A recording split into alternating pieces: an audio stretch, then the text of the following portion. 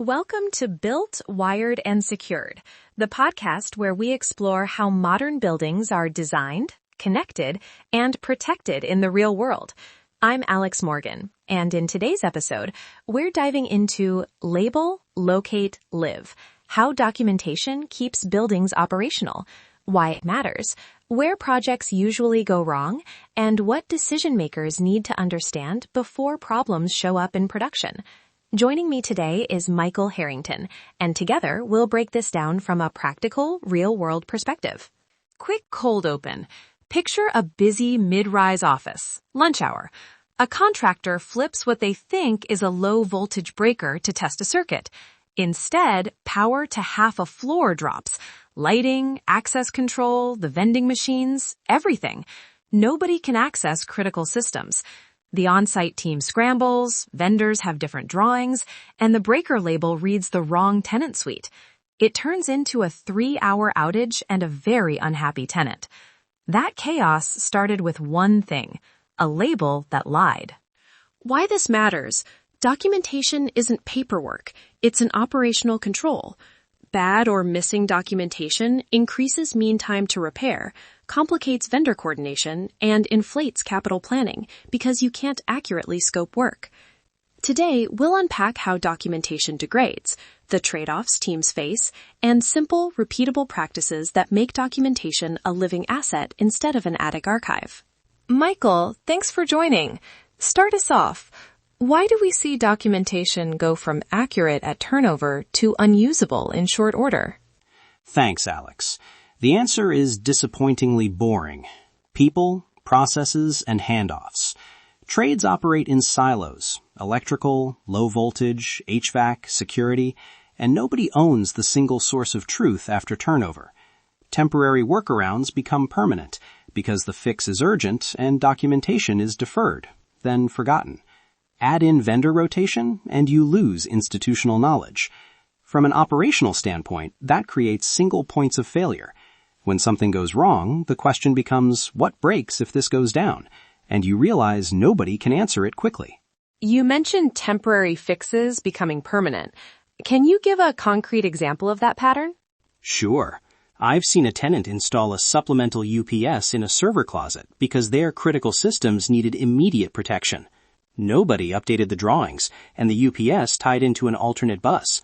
6 months later, a tech following the original single-line diagram isolated the wrong panel and took out both the tenant's critical load and building back-office systems.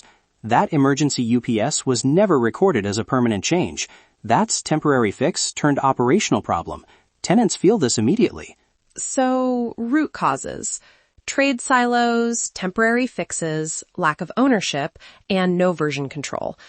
What about the tools? Do PDFs and sticky notes make this worse? Tools matter less than governance. PDFs are fine if you manage versions and make them accessible at the point of work. Sticky notes are not. The real failure is process. Who updates the drawing when a change is made? Where is that update stored? And who verifies it? A living documentation program has a clear owner, a defined update workflow, and auditing built in.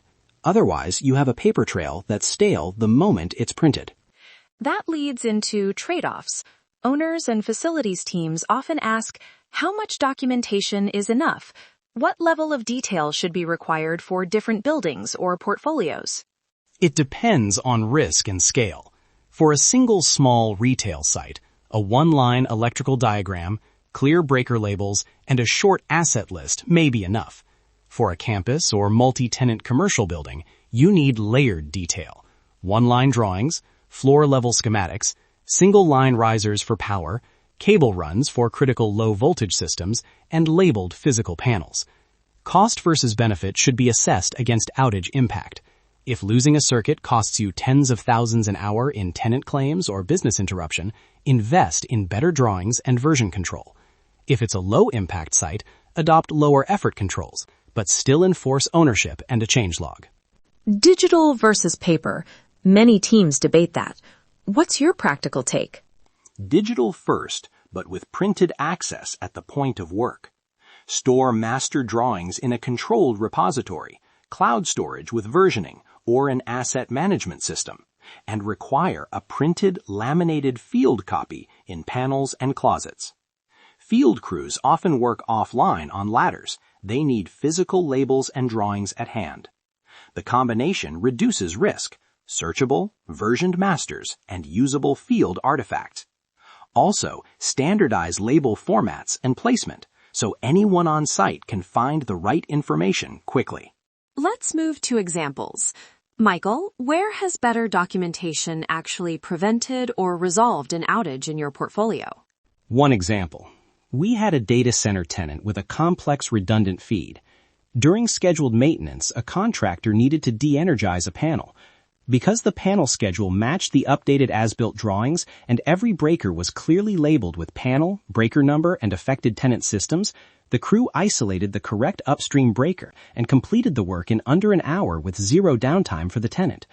Contrast that with a similar event at another property where labels were ambiguous. That one took 5 hours and triggered a tenant SLA credit. The difference was documentation hygiene and small investments like laminated panel maps and a single-line diagram in the cabinet. Any low-cost tactics teams can roll out quickly? Yes. Tiered steps work well. Tier 1, the 30-day actions. Walk critical closets, verify breaker labels, and place laminated field copies in panels. Tier 2, the 90-day actions.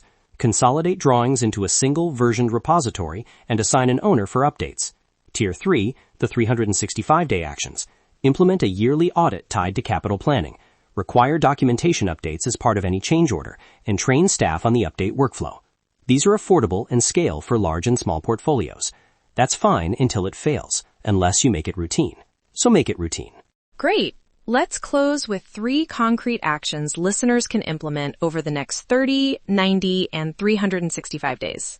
30 days, designate a documentation owner for each site, walk the critical electrical and low voltage closets, and correct any mislabeled breakers or missing panel maps.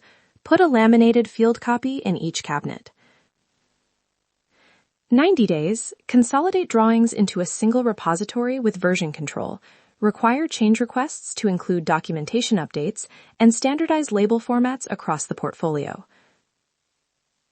365 days, build documentation audits into your annual capital planning cycle and tie vendor and contractor deliverables to acceptance criteria that include living documentation.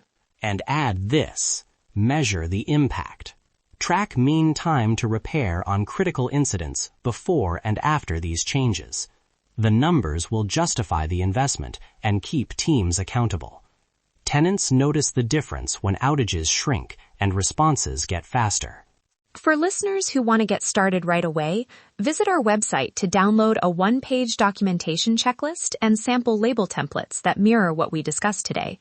The checklist is built so you can use it on a walkthrough this afternoon and start reducing operational risk immediately. That wraps up today's episode of Built, Wired, and Secured. We covered how living documentation, accurate labels, accessible as-built, and enforced update workflows is a simple, high-leverage control that prevents outages and speeds recovery. Thanks for spending time with us. Until next time, make sure the systems you're responsible for are built to last, wired with intention, and secured for the real world. Thanks, Alex. Remember, ask what breaks if this goes down, and then make sure the answer is written down and easy to find. It saves time, money, and a lot of headaches.